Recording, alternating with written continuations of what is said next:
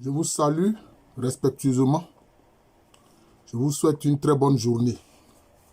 Alors, nous avons récemment fait une vidéo pour expliquer pourquoi est-ce que la Mauritanie soutient le terrorisme au Mali. Maintenant, nous allons voir pourquoi est-ce que l'Algérie soutient le terrorisme au Mali. Quand des États ou des gouvernements agissent, il y a toujours une raison. Il y a toujours une raison. Il faut savoir que l'Algérie obtient son indépendance autour de 1962 par là, vis-à-vis de la France. Et il y a eu une guerre, la guerre d'Algérie, qui a fait des milliers de morts. Voilà. Les Français de souche qui étaient en Algérie, qu'on a appelés les pieds noirs, ont dû retourner en France dans des conditions pas très agréables. Et c'est ainsi que le Front de libération nationale d'Algérie a obtenu l'indépendance et a commencé à diriger le pays. 1962, voilà, c'est ça. Mais pendant cette lutte-là pour l'indépendance, mais le FLN, le Front de libération nationale de l'Algérie, a été soutenu par le gouvernement du président Modibo Keïta du Mali. Et maintenant, voilà que eux, aujourd'hui, ils soutiennent le terrorisme qui a cours contre le Mali. Mais je vais expliquer pourquoi. D'abord, il faut dire que les dirigeants du FLN, pour la plupart, pour eux, ils se considèrent comme des Arabes. Or, le peuplement de cette région est beaucoup plus complexe. Les Arabes arrivent au 8e siècle. Mais déjà, il y avait des Noirs, il y avait les Berbères. Par exemple, en Algérie, les Kabyles, ce sont des Berbères. Ce sont des Berbères. Le fameux Zinedine Zidane, ce grand footballeur qui a joué pour la France, il est d'origine kabyle. Voilà. Il est d'origine kabyle. D'ailleurs, il faut dire que beaucoup de Kabyles n'ont pas opté pour la lutte pour l'indépendance. Voilà. Beaucoup, ceux qu'on a appelés les Harkis, ils ont combattu aux côtés de, je peux dire, du gouvernement français contre, je dirais, ceux qui étaient des nationalistes qui voulaient l'indépendance de l'Algérie. Bon. Mais aussi, la zone de l'Algérie, comme la Tunisie, l'Égypte, etc., a été pendant longtemps sous la domination de l'Empire ottoman, l'Empire turc ottoman. C'est quand l'Empire turc ottoman a été vaincu en 1918, après la fin de la Première Guerre mondiale, que toutes ces zones-là, les Turcs l'ont perdu. Donc il y avait aussi des éléments turcs qui étaient là. Il y avait toute une administration turque qui a géré cette région-là. Vous comprenez? Si bien que, pour eux, ils se veulent des musulmans, enfin, des arabes musulmans, etc. Bon, voilà. Donc, ils veulent imposer la culture arabe au détriment des autres cultures qui avaient cours dans la région. Lesquels Tamatiek, appelés ordinairement Touareg. Mais beaucoup sont des citoyens algériens. Beaucoup sont des citoyens algériens. Bon, donc cette vision un peu restrictive de l'intérêt national, où on veut faire de tout le monde des Arabes, la culture arabe, ça pose problème. C'est pour ça qu'on voit que les Kabyles disent non. Nous, on veut que notre culture et aussi notre langue aussi ne soit pas négligée, mais ce soit mis en exergue. Mais les gouvernements qui se sont succédés ne comprennent pas cela. Voilà. Et puis, eux qui aujourd'hui soutiennent le terrorisme contre le Mali. Mais on a vu, eux aussi, ils ont subi le terrorisme. Ils ont subi le terrorisme. Et regardez par exemple, en juin 1990, jusqu'en 1991, le Front islamique du salut, qui était, je peux dire, un mouvement politique dirigé par Abbassi Madani et puis Ali Belhadj, ils étaient des islamistes en fait. Ils voulaient imposer, je peux dire, la charia, les lois de la charia en fait. La charia qui veut dire la loi en fait, la loi musulmane. Ils ont gagné les élections. Mais on les a empêchés de gouverner. On a empêché Abbassi Madani et puis Ali Belhadj de gouverner.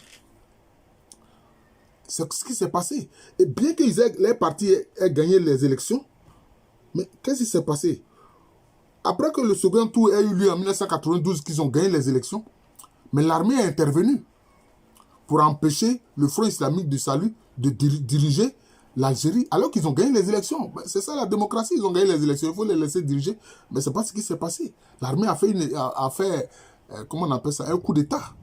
D'ailleurs, on a vu les pays européens soutenir ce coup d'État, sous prétexte que oui, un gouvernement islamiste aux portes de l'Europe, hein, parce que ce n'est que la Méditerranée qui sépare l'Algérie de l'Europe, qu'ils ne peuvent pas accepter ça. C'est ce qui s'est passé.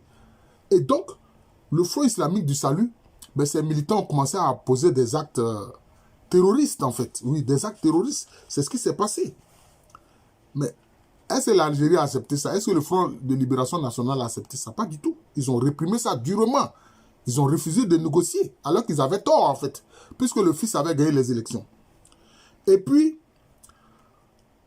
en 2013, voilà, du 16 au 19 janvier 2013, il y a un site gazier en Algérie qu'on appelle le site de Tinguentourine.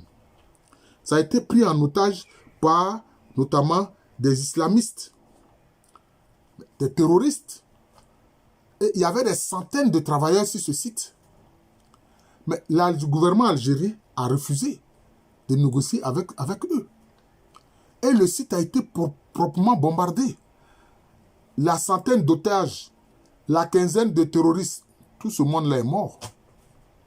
Voilà ce que le gouvernement algérien fait, hein, qui refuse de négocier avec les terroristes. D'accord. Maintenant, voilà que le président Tebboune, l'actuel président de l'Algérie, lui, il demande au gouvernement malien de négocier avec les terroristes. Hein, avec d'abord le FNLA, Front National de Libération de l'Azawad, alors qu'on sait que l'Azawad, ce n'est que c'est une zone de pâturage, ce n'est pas un pays. Oui. Et l'Algérie soutient, justement, aujourd'hui, le FNLA est devenu le FLA, Front de Libération de l'Azawad, associé à quoi? À Al-Qaïda. Associé à Al-Qaïda, qu'on appelle aujourd'hui le JNIM. Mais anciennement, c'était quoi? C'était AQMI. Hein? C'était AQMI, Al-Qaïda au Maghreb islamique. Vous comprenez? Voilà le problème. Mais pendant des années, hein, le Mali n'arrivait pas à contrôler la partie nord de son territoire. Ça a duré pratiquement 11 ans. Ça a duré 11 ans. Hein? Oui. Ça a duré 11 ans. C'est-à-dire de mars 2012, hein, à 2023. Et pendant tout ce temps-là, que faisaient l'Algérie et la France? Ils exploitaient les ressources pétrolières du Mali qui sont dans la zone nord, dans la zone de Taoudéni. Ils exploitaient ce pétrole-là indûment. Voilà des voleurs. Un État qui prend ce qui n'est pas à lui, hein, qui prend ça à un autre État. Tu voles les ressources pétrolières d'un autre État. Mais c'est honteux. C'est honteux. Parce que c'est ce que l'Algérie faisait. Hein? C'est ce que les dirigeants algériens ont fait. Hein? Et ça ne les empêchait pas, hein, d'aller chaque jour à la mosquée crier Allahu Akbar. Voilà. Mais quand tu veux faire la... Parce qu'ils prétendent qu'ils font la promotion de choses, et de l'islam, et de l'arabe, et de la culture arabe. Alors que la culture arabe n'est pas forcément la culture musulmane. Mais c'est ce qu'ils ont fait. Pendant tout ce temps-là, ou pendant 11 ans, l'Algérie ne contrôlait pas son territoire du nord, ils pillaient le pétrole avec l'aide de la France. Parce qu'on a vu la France, hein, a mis en place ce qu'on appelle l'opération Serval le 11 janvier 2013. Hein, et ça s'achève en juillet 2014. Bon. Parce que c'est bien plus tard, hein, que l'armée malienne va reprendre le contrôle de son territoire du nord en 2023. Donc c'est assez récent. Vous comprenez? Mais pendant ce temps-là, la France et l'Algérie volaient le pétrole du Mali. Voilà le problème. Voilà le problème. Et c'est pour ça que l'Algérie ne veut pas que le Mali ait le contrôle de ses territoires nord et qu'ils soutiennent les rebelles, hein, notamment du Front de libération de l'Azawad, et puis ils soutiennent les terroristes, en fait. Mais ce sont tous des terroristes, en fait. Ils sont tous des terroristes. Et c'est pour ça que l'Algérie soutient cela. Pour eux, en faisant cela, parce qu'ils ont une attitude tout à fait, comment je peux dire ça, entre guillemets, tribale ou raciste. Puisque même contre les Kabyles, les Berbères Kabyles, ils veulent nier la culture kabyle, ils ne veulent pas de la langue kabyle, etc. Donc ils veulent que tout le monde soit arabe, voilà, arabe de fait ou non. Plutôt, arabe de fait. Si tu refuses, ils te forcent à être forcément arabe. Voilà ce que ce gouvernement a fait. C'est pour ça qu'ils soutiennent, n'est-ce pas, le terrorisme au Mali, pour pouvoir continuer de voler, comment on appelle ça, le pétrole malien, et puis pourquoi pas pouvoir même, au besoin, annexer cette partie-là. Hein, annexer cette partie. Parce que je ne pense pas que le front de libération de l'Azawad soit assez solide pour tenir devant le gouvernement malien. D'ailleurs, une fois, j'ai écouté le discours de l'actuel président de la transition du Mali, hein, Assimi Goïta, qui disait qu'il faisait partie des troupes, il était à la tête des troupes, qu'ils étaient allés à Kidal. Ils n'étaient pas loin de prendre Kidal. Mais c'est la France, avec François Hollande et son armée, qui ont empêché l'armée malienne d'entrer dans Kidal. C'est eux.